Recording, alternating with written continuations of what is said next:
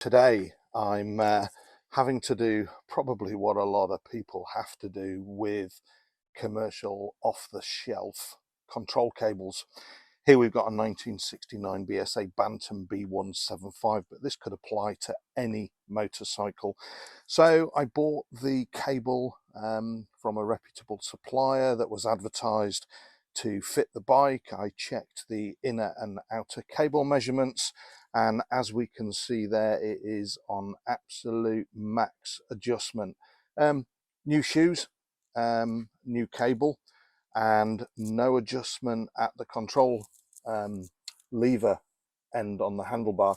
Now there are a multitude of different types of control levers, from the Doughertys, from the ones that take adjustable nipples that will screw out and increase the distance here. So today what I'm going to do is take this brand new cable off my motorcycle and reduce the length of the inner cable and change the ferrule on the top of the lever. We'll have a look at that in a minute, to reduce this distance and hopefully get it around the midpoint adjustment. The brake is only just effective, and I certainly can't move the arm further out because the cable doesn't have that adjustment, and certainly it shouldn't be nearly vertical to take up that slack. So let's take a look at the control end on the handlebar. As we can see here, the ferrule from the outer cable fits neatly into a receptor. There is no adjuster here to allow me to take up that slack. That is just the variant of the lever set that I've bought for my BSA Bantam. Some are afforded adjusters, some are not, some are fixed with a brazed lever onto the handlebar. So yeah, let's get this lever off and let's get it into the potting shed and take some off that inner cable. Here we've got the adjuster on max adjustment, as you saw earlier. It's 30mm. That's how much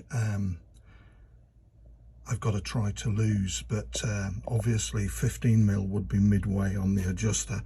So I'm going to make my cut at 20mm. So I'm going to lose 20mm off the inside. So I've cut it flush with the old barrel, and now I'm going to measure up the 20mm and then work out how much cable I've got for bird caging and the actual process of soldering the new barrel nipple on.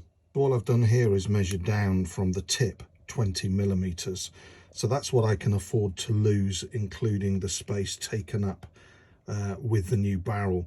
You can see the new barrel there, so let's feed her on and see how much I can afford to cut off the end when she's soldered on. But I've got to take into account the diameter of the barrel, and we're working in metric here, which is a bit unusual for an old BSA bike, but here we go.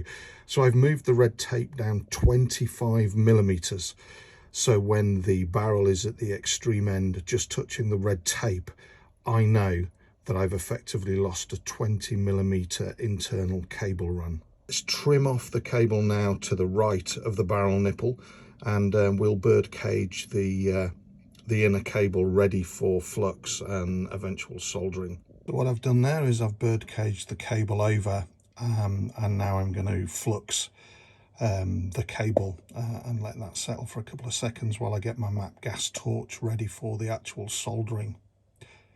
The clamp on the vise helps as a heat sink. One should not apply any heat, flux or solder to the cable, inner cable to the left of the barrel that you can see there, and keep heat to a minimum. The significant engineer's vise that I've got here simply acts as a heat sink. Many people just use pliers or mole grips. I've made many cables, and this system has worked for many years. What I'm doing here, I'm just melting the flux within the barrel's area. Right, let's get some solder on there. So I'm using my gas torch. There you can see solder has actually ran in and filled the inner, and now all I'm going to do is just simply take a file once she's cooled and cool her down. That's as simple as it gets in making control cables. new front brake cable finished at the midpoint adjuster. Thanks for watching.